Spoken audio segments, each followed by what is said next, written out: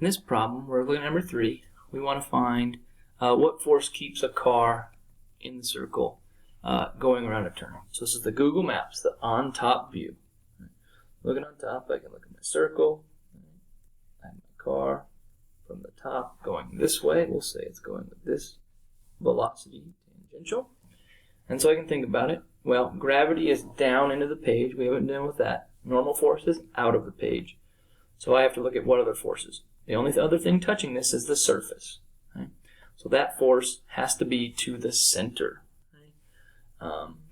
Which is force, because force normal is not in the direction. And really, if we're dealing with a circle, all we care about are forces that are to the center. So then I can draw this force. Right? That force is going to the center.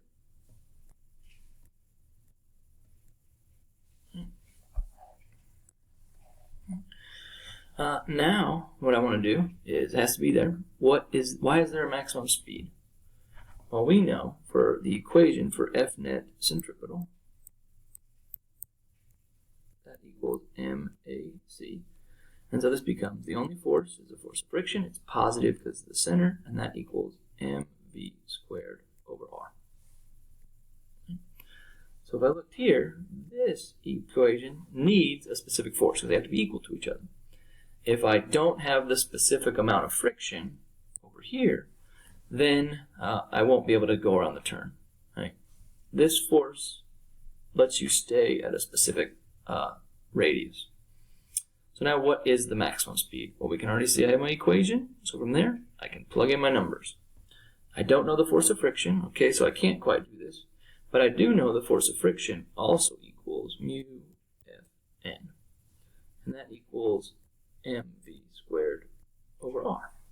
Still not quite there because I don't even have the mass. So I have to keep going. But if I looked at this problem, I could look at the side view of the car. And we know I have gravity down, normal force up. So those are the exact same force because it's not accelerating up or down. So then this equation would change to mu mg equals mv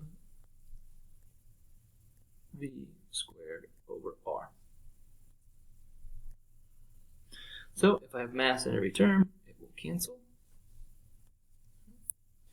So then I could now solve for the velocity. Mu is 0.8 times 10. This whole side will be 8 equals the velocity, which is now velocity squared over r. And r is 77 meters. 77 meters. Right. Solve for that one. Right. You can see whatever you get. Right. Part D, what happens if the mass of the car increases? Well, I can look here and see, does mass matter in the problem? No, mass canceled out, so it would stay the same. And that is how you should explain it.